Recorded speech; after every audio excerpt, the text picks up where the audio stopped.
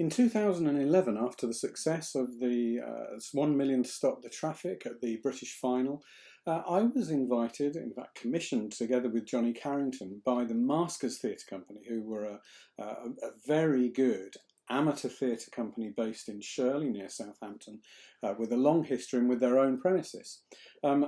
We were commissioned to create a play called Mitchell's Wings, which we went on to do. And there's the programme, lovely front. Again, you can see the OYT branding brought in by the Academy. One of the real benefits of the Academy was this professionalism.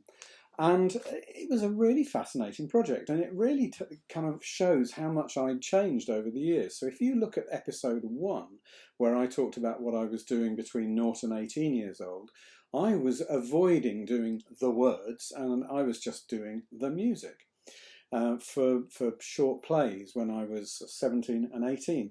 And here I was being commissioned basically to write the lyrics to a play with music.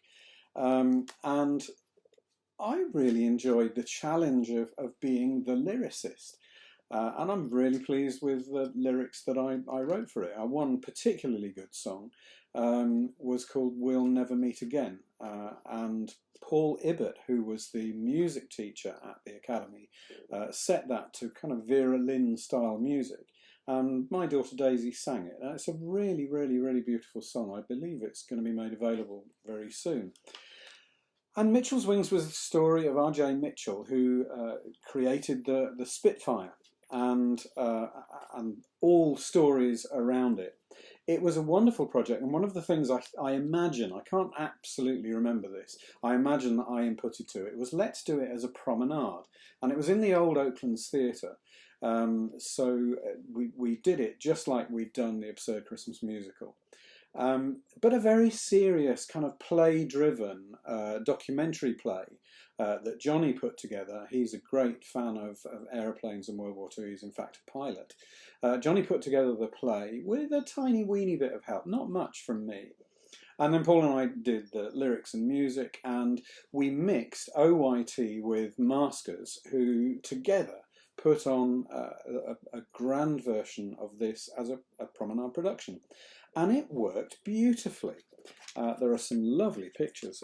There are the pictures. You can see some of the folk from Maskers, and there's a mixture.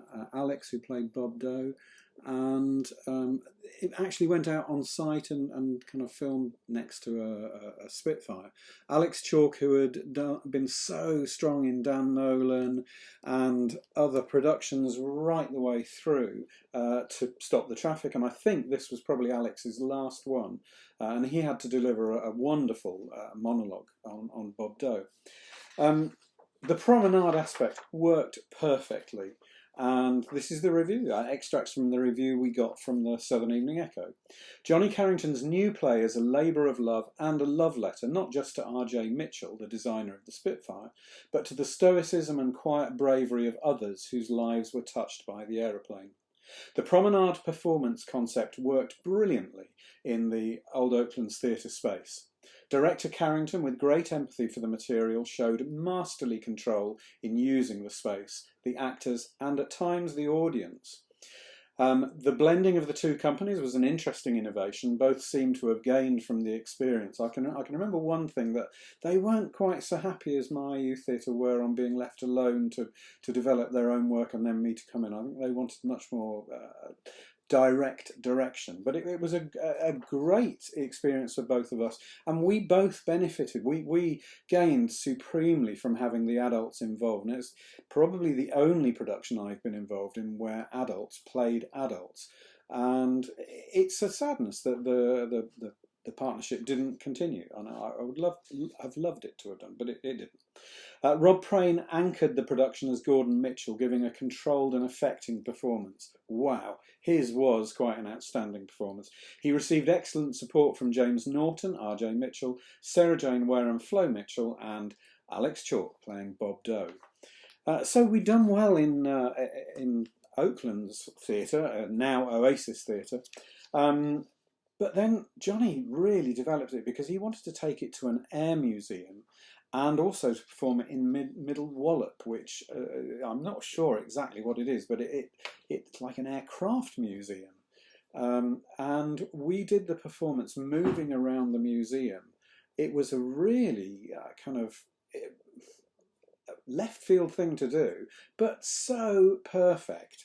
And we had the Spitfire Society coming down to watch, and these are some of the comments they made.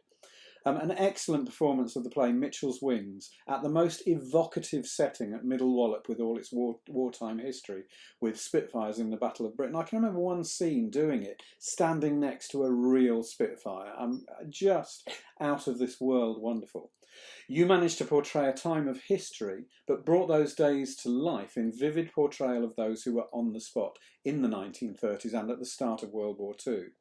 I particularly like the juxtaposition of different people filling different roles. The clever way of bringing the famous fighter, Bob Doe, played by Alex, fighting his hugely personal and horrible dangerous war above, and the very ordinary person below, Pat Viney, with her seeing the first sight of the Spitfire at Eastleigh in 1936 and 1940, seeing a dogfight over Swanage. And again, we were doing Dig Where You Stand. We were doing it in the place where these things have been invented.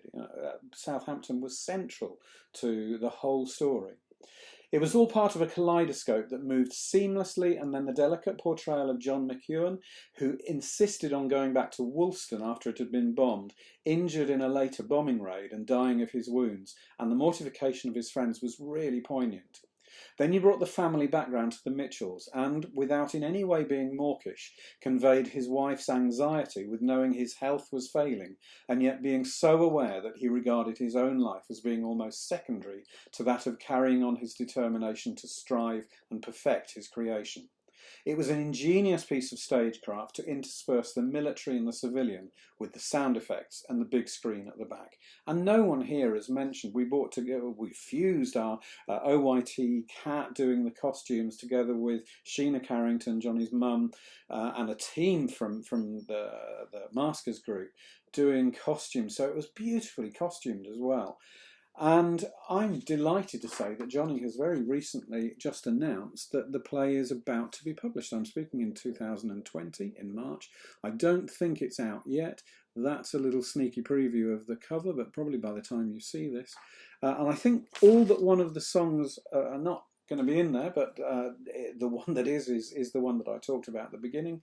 And really looking forward to that being released. And it was lovely to be a kind of backseat, not driver, a backseat passenger on a production that I look back on with much fondness. And in fact, over there, you might be able to see it, next to my Dan Nolan thing, there's a little gift Johnny gave me afterwards, and it sits there. It's the little Spitfire that he gave me. A lovely memory of an incredibly poignant and beautiful production.